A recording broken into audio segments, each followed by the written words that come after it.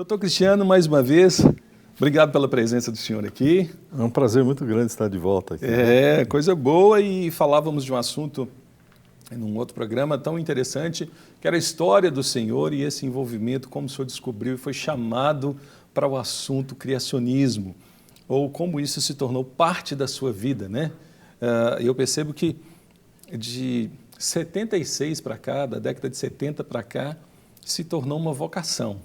E hoje a gente pode dizer que é um trabalho de paixão, de estudo, de ciência, mas acima de tudo uma vocação no chamado de Deus. Com certeza. Para ser um apologista da fé cristã. Um ministério, né? Na mais plena acepção da palavra. É verdade. Bom, a gente dizia o seguinte, até disse aqui agora na escalada, na entrada do programa, que a fé e a ciência elas podem andar juntas. Durante algum tempo, a teologia sempre abordava o assunto fé e razão como se elas tivessem divorciado. A gente tem uma série de fatores que aconteceram ao longo da história. A próxima reforma, isso começou novamente a trazer, após a reforma, né? Houve uma abertura para o conhecimento científico, para o estudo, as faculdades se multiplicaram, a ciência ela teve mais abertura sem aquele cabresto da, vamos falar assim, da Igreja Católica Romana querendo dominar todo tipo de conhecimento, e a partir dali possibilitou novas descobertas. Até que no século XIX, Darwin escreve o seu livro lá, né? O famoso As Origens de Tudo, num processo que ele teve visitando uma ilha, não é isso? Se eu não me engano. Ele fez uma viagem ao redor do mundo, passando por vários lugares. Passou pelo Amazonas, entrou no Amazonas, esteve na Baía de Guanabara, desceu lá pelo sul da América do Sul. Tem um canal lá chamado Beagle, que é por onde passou o navio em que ele estava, que chamava-se Beagle. Aí subiu pela costa oeste, no Pacífico, né? Esteve nas Ilhas Galápagos, que são extraordinárias em termos de diversidade animal. Né? E depois ele voltou para a Inglaterra, de onde ele não mais saiu. Né? E dali veio hoje o que as bases do evolucionismo se concentram muito na experiência de Darwin. Sim. Qual a diferença que nós temos hoje no entendimento assim, prático de evolucionismo para criacionismo? Olha, evolucionismo é o resultado daquele trabalho escrito por Darwin, que foi publicado em 1859. Lá, Darwin mencionava a origem das espécies. Ele queria explicar as espécies como surgiram aqui no planeta a partir de vida já pré-existente. E disse que elas iam se transformando com o tempo e se transformando em outras espécies. Né? Ele nada disse sobre a origem da vida, mas depois, os que vieram depois dele, né, completaram esse quadro, trazendo uma proposta evolucionista para a origem da vida e depois uma proposta evolucionista para a origem do universo como um todo. Né? Então esse é o evolucionismo que hoje é ensinado nas escolas. Né? Lendo um pouco do artigo que o senhor escreve, ou lendo os seus escritos, né? O senhor aborda uma situação muito interessante que tem ocorrido hoje. Já desde a década de 70, o senhor trabalha, estuda e pesquisa sobre o criacionismo, né? Ou seja, de um lado evolucionismo, de outro criacionismo. É interessante a gente frisar que o criacionismo não é um relato bíblico, né, doutor Cristiano? Não. Ele não é só o Senhor Deus criou os céus e a terra, e isso é o criacionismo, a base dele é essa. Aliás, isso é o que a mídia tenta colocar, né? Às vezes até alguns criacionistas mesmo fazem confusão a esse respeito, né? Mas o criacionismo, ele não depende do que a Bíblia fala. Ele vai à natureza buscar respostas para as nossas interrogações. E ele encontra respostas na natureza que estão de mãos dadas com o que a Bíblia fala a esse respeito. Né? E, ao mesmo tempo, ele identifica o evolucionismo como falsa ciência. Né? Se ele partisse da Bíblia, ele não poderia ajudar aqueles que são da fé e têm dúvidas a esse respeito. Né? É verdade, é verdade. É verdade? Também não serviria para os outros não cristãos, porque aqueles de lá não reconhecem a autoridade das Escrituras. né? Então, o criacionismo é, na verdade, uma interpretação da natureza, como o evolucionismo também é, né? Eles procuram interpretar a natureza. É interessante observar historicamente que até a publicação do livro de Darwin, até mesmo cientistas ateus daquele tempo acreditavam que a Bíblia dizia a verdade a respeito das nossas origens. Eu assim, não acredito em Deus, mas acho que está bom do jeito que está escrito aí. A partir da produção de Darwin, criou-se uma lacuna. Começou a mudar, né? Porque se a teoria da evolução diz que as coisas aconteceram por acaso, ao sabor dos... Eu tenho uma dúvida que é o seguinte, a forma deles, a Terra tem tantos bilhões de anos, os dinossauros estiveram na Terra há mais de bilhões de anos, e o que se mede isso, a datação disso? Utilizam lá o carbono 14. Vários métodos são utilizados. Um deles é o carbono 14, outro é o urânio chumbo. Esses métodos são chamados métodos radiométricos de datação porque se baseiam em substâncias radioativas. Nós temos um livro escrito sobre isso. E eles são confiáveis? Não. Nós mostramos que não é nem questão de confiabilidade, eles são inválidos, na verdade. Inválidos? Inválidos. Inválido é muito forte, né? É, muito forte. Mas isso é o que eles são, né? Porque nós fomos procurar, tivemos que desmontar bibliotecas para achar alguns fatos interessantes a esse respeito, né? Temos lá uma árvorezinha, jovenzinha, foi tirado madeira, mandado datar dentro do laboratório pelo método do carbono 14. O resultado foi 10 mil anos. Ou seja, uma árvore pequena que eu posso ter plantado essa árvore há 2, 3 anos atrás. Nós temos uma fotografia do homem que plantou a árvore, né? Ele está ali do lado daquela árvore e, no entanto, esse resultado absurdo veio de dentro do laboratório. Quer dizer, a base em que eles trabalham é uma que árvore não é que correta. teria no máximo 5 anos, foi datado de 10 mil anos. 10 mil anos. Não é o trabalho feito dentro do laboratório que está errado. O trabalho lá dentro está de identificação de quanto tem de carbono 14, essas coisas todas. Esse trabalho é primoroso dentro do laboratório, né? Mas são as hipóteses por trás desses métodos que invalidam esses métodos, né? Mas então vejam só, né? Ao longo desse tempo todo, nós vimos, enquanto a teoria da evolução ascendia, né?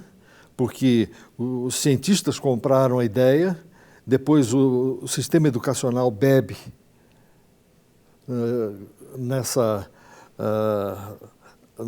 nesse contexto dos cientistas, né? Depois vem a sociedade que frequenta o sistema educacional, então o evolucionismo se expandiu por toda a sociedade. Então, enquanto o evolucionismo ascendia, a fé cristã entrava em declínio, muito por causa da própria teoria da evolução. Agora, também não se procurava estudar, por exemplo, o uso da fé cristã. Os cristãos que defendem, são apologistas da fé, aceitaram o evolucionismo de uma forma muito fácil, podemos dizer isso? Aceitaram porque na época da publicação do livro de Darwin, eles não eram pessoas estudadas, entende? Hoje nós temos evangélicos no topo aí do sistema educacional, cientistas de renome e tal. Você tinha um sistema educacional, uma Europa que na época, no século XX, até Kierkegaard escreve sobre isso, sobre o existencialismo, com Nietzsche, um pouco antes, eles já começam a entrar numa chamada era pós-cristã, né? Deus não existe, a existência de Deus começa a ser questionada, o pecado não era contra Deus, mas contra o próximo, contra a natureza. E esse ambiente todo acaba validando e dando assim, fundamentos para esse escrito de Darwin para uma sociedade livre de um Criador. E os cristãos da época, que não eram pessoas estudadas, não souberam como se contrapor a isso, né? Isso deu quilômetros de distância, né, à frente para a teoria da evolução. Até que no século passado, início do século passado, surgiram os primeiros cientistas cristãos que se reuniram em uma associação nos Estados Unidos, criacionista, né, e começaram o Ministério Criacionista, né? A partir de então, várias associações surgiram em várias partes do mundo, né?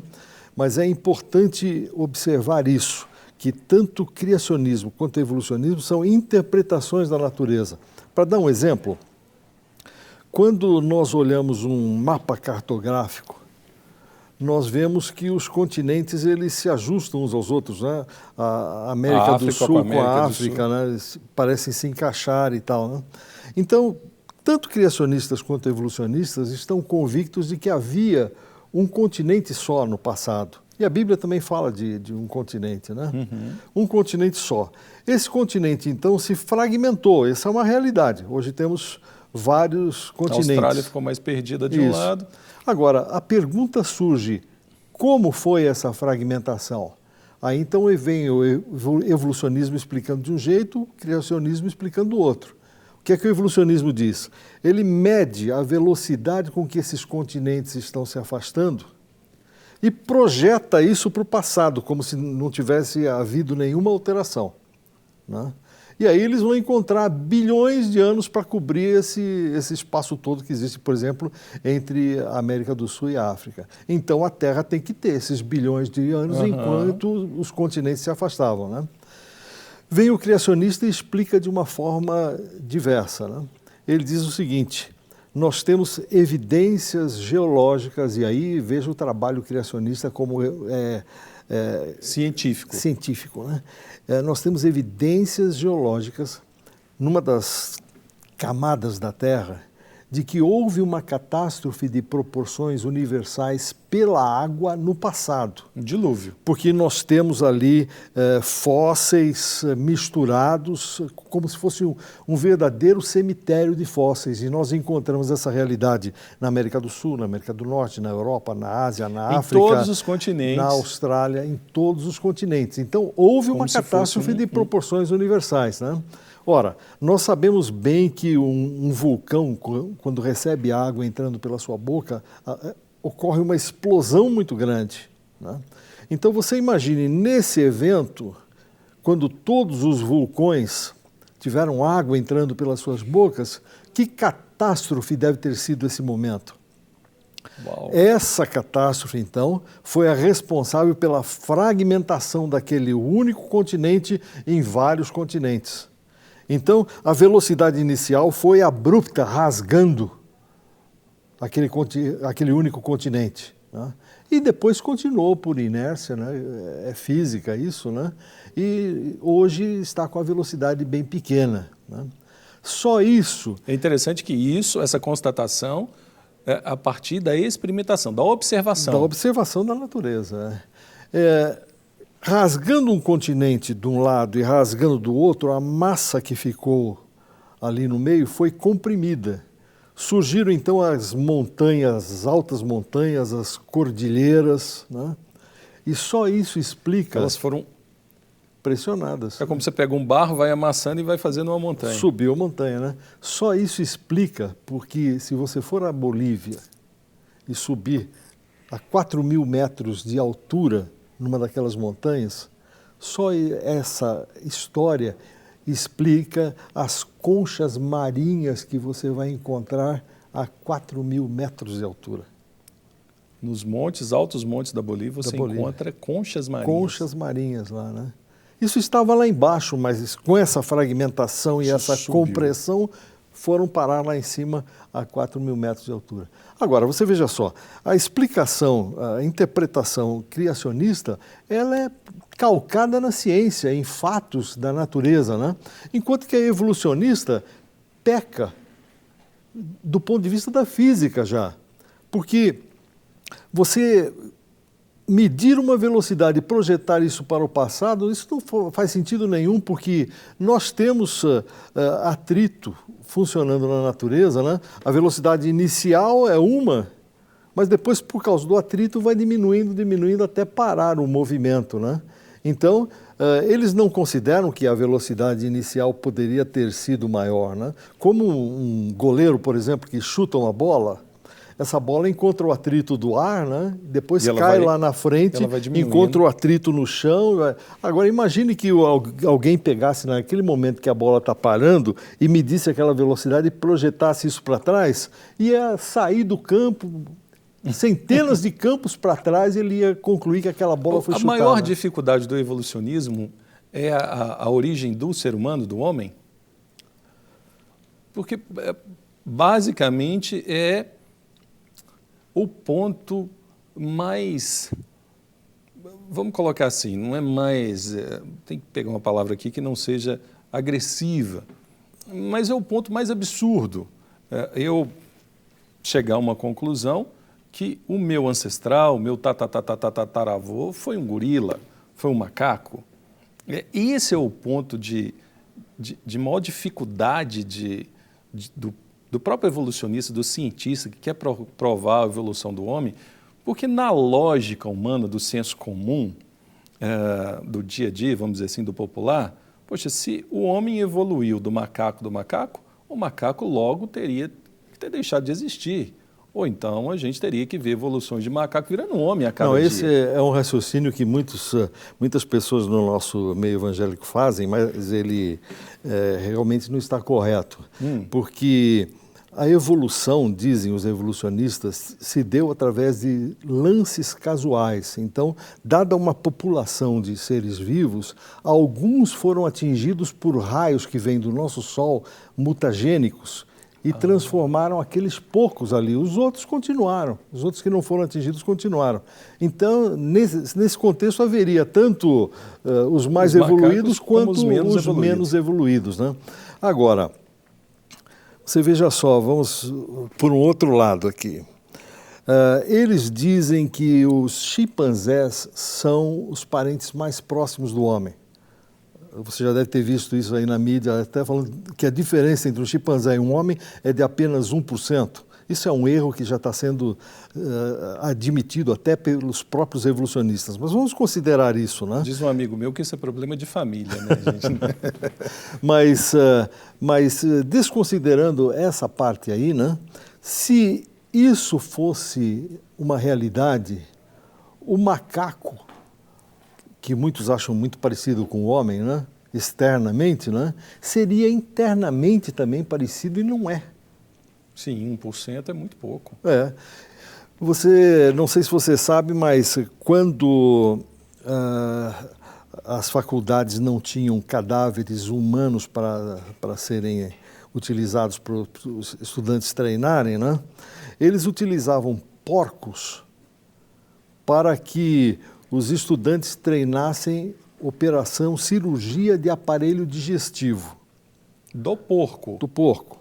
Por que não do macaco? Por que não do macaco? Porque o macaco é completamente diferente e o porco é igualzinho a gente no que diz respeito ao aparelho digestivo. Então nós estamos mais próximos do porco do que do macaco. Estaríamos então mais próximos do porco do que do... De todo jeito nós estamos enrascados. Quer dizer, essa questão de similaridades que os evolucionistas colecionam é completamente falha e isso não produz resultado algum, não tem significado científico algum.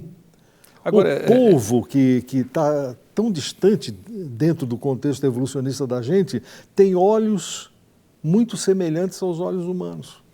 É interessante observar, doutor Cristiano, que a melhor forma de ensinar a verdade é aprendendo a verdade. Claro. Não é partindo do pressuposto do falso. E nós, como cristãos, nós estamos falhando. Não estou julgando ou criando qualquer tipo de opinião geral, mas se pensarmos a perspectiva que temos muitos seminários, onde se formam pastores, seminários para leigos, escolas na maioria das igrejas, escolas dominicais, e não vejo particularmente em grades de seminários ou grades de escola dominical ensinar sobre criacionismo. Isso é uma falha. No meu tempo, os pastores não puderam me orientar, mas eles tinham uma desculpa, não existia ainda uma massa de informações em que eles pudessem se basear, né? Mas hoje existe o Ministério Criacionista norte-americano que tem centenas de milhares de livros publicados, outros órgãos em outras partes do mundo têm publicado material sobre esse assunto. Por falta de informação, não é. Nós temos publicado material aqui, nós não somos os únicos criacionistas no Brasil, há outras associações, há pessoas independentes publicando também material, Ou seja, se alguém material. quiser um material para começar um ensino na sua escola, no seu seminário, na igreja, o senhor está à disposição. Completamente. Tá até aliás, na tela aí, esse é o trabalho que nós estamos fazendo no momento de contactar os seminários com o artigo que escrevemos, Novos Tempos, Novas Ações, uma palavra aos seminários, pastores, pais e educadores, né? Nós gostaríamos até que você que está nos assistindo, né, entrasse em contato conosco pelo nosso e-mail e nós vamos mandar uma cópia digitalizada para você ter esse material aí, né? Nós estamos contactando todos os seminários. Sabe onde eu vejo o maior perigo desse para mim? É o seguinte, vamos pegar assim do pressuposto, o criacionista, logo ele não é aquela pessoa que fala Deus criou todas as coisas, o senhor já explicou bem isso aqui. Mas o criacionista tem a sua fé em Deus, claro, como Criador. Existe uma ordem natural de todas as coisas. Claro. Então, a criação, ela tem vamos falar assim, um maestro, aquele que organizou todas as coisas. Se tem um dono, se tem um Criador, você tem regras. A minha grande preocupação é que, do outro lado, o evolucionista, ele não tem regras. Ele acredita num processo do acaso, o que é o certo e o que é o errado. Eu não quero entrar no termo da ética, mas para ele qualquer coisa que provenha de uma evolução é correto, porque a evolução provavelmente ela é sempre contínua, ela sempre vai continuar evoluindo. Então se mudou o gênero, se mudou a raça, se mudou um tipo, ele não tem como observar e falar assim, o padrão é esse. E aí o que eu percebo? Cristãos, que se dizem cristãos, falam, não, eu tenho a regra, eu sigo esses valores, esses princípios, mas eu creio na evolução. Há um paradoxo e uma incompatibilidade de pensamentos e raciocínios que põe em dúvida, ele precisa ir para um lado ou para o outro. E principalmente com as crianças. Eu li um livro, Cosmovisão, tive até a oportunidade de lecionar sobre esse livro, e agora Como Viveremos, do Charles Colson e Nancy Pace, sobre cosmovisão cristã. E o autor diz algo muito interessante, ele conta o caso de uma jovem adolescente de 11 anos para 12 anos de idade que entrou em crise e não acreditava mais na fé cristã. E o pai foi argumentar com ela, conversar, que é isso, filho? Não quero saber, Deus não existe. E na explicação ele pergunta, por que Deus não existe? E ela foi no processo, ele conta até que foi no parque da Disney, e lá tem alguns parques, e contam Big Bang, grande explosão, aquela coisa toda, é tudo maravilhoso, porque as ferramentas para a evolução são muito bem produzidas. Do outro lado, ela diz assim, pai, eu vou estudar sobre criação, eu só sei que alguém falou para criar e houve, eu não vejo nada. É muito falho. Do outro lado aqui, eu tenho livros, tenho experiências, tenho tantas coisas maravilhosas. E essa experiência desse relato me abriu os olhos porque nós precisamos de embasamentos científicos para mostrar o outro lado para os nossos jovens, pastores, líderes, que eles podem se argumentar pela observação da natureza de uma forma científica para ter dados e bases que fortalecem a Bíblia. Mas não só pegar a Bíblia, abrir e ler e falar, Deus criou todas as coisas, você tem que crer. Aquele que não crê na Bíblia, ele não tem interesse pelo criacionismo. Seria mais ou menos esse o caminho? Nós temos tido no nosso meio evangélico uma dificuldade muito grande de reconhecer que o criacionismo é o instrumento através do qual Deus está combatendo aquilo que é uma tremenda, um mais agressivo ataque à fé cristã dos últimos tempos, que é o evolucionismo, né? Eles estão lá no sistema educacional, na mídia, nos jornais, nas revistas, nos telejornais, né? Organizados, tentando nos influenciar, né? E nós temos tido essa dificuldade. É por isso que eu considero muito importante o programa que você está fazendo aqui, né? No sentido de levar isso para o nosso público. Né? Abrir a mente, exatamente. Então, a pessoa, você que está na igreja, você que é pastor, você que é cristão, trabalha em uma escola, é educador, você que é pai, que é tia, que é tio, que é avô, que é avó, você precisa estudar sobre o assunto. A gente tenta mostrar e provar a nossa fé para o outro. Fé é fé. A fé, cada um tem a sua, vamos dizer assim, a fé é em Deus. Eu não tenho como fazer o outro provar para o outro a minha fé. A fé, ele experimenta num relacionamento com Deus.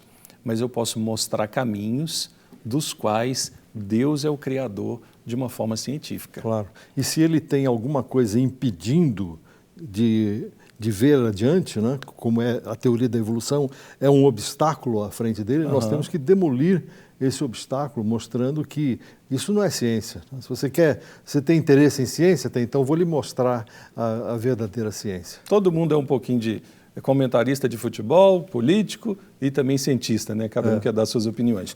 Se alguém quiser organizar um seminário com o senhor vai? É só entrar em contato. Então deixa os contatos. Faz mais uma vez o convite aí para o pessoal, porque de repente pode ser um sábado, pode ser um domingo, pode ser uma noite no seminário. Reitores de seminário, diretores que quiserem incluir na grade, tem material, tem apostila, deve ter um treinamento, né, doutor Cristiano? Nosso e-mail é ABPC, as iniciais de Associação Brasileira de Pesquisa da Criação, abpc@impacto.org. E a nossa vida, desde julho de 1979, quando fundamos a nossa associação, tem sido fazer palestras em escolas, igrejas, seminários, universidades. Né? Nós estamos à disposição, é só nos convidar. Doutor Cristiano, muito obrigado. Tem esse livro aqui que é pelo site também podem encontrar, né? Entra em contato com o senhor. O livro Origens, que fala um pouco disso, e esse outro livro, Datando a Terra. Esse vai falar aspectos da datação que não estão incluídos no outro lá, né? São dois livros diferentes. Por que a Terra não tem bilhões de anos e tem apenas uns poucos milênios de idade? É isso aí. Olha, leia, entre em contato e, olha, tenha uma mente aberta e leve as pessoas que estão ao redor de você e convivem com você também a abrir a mente.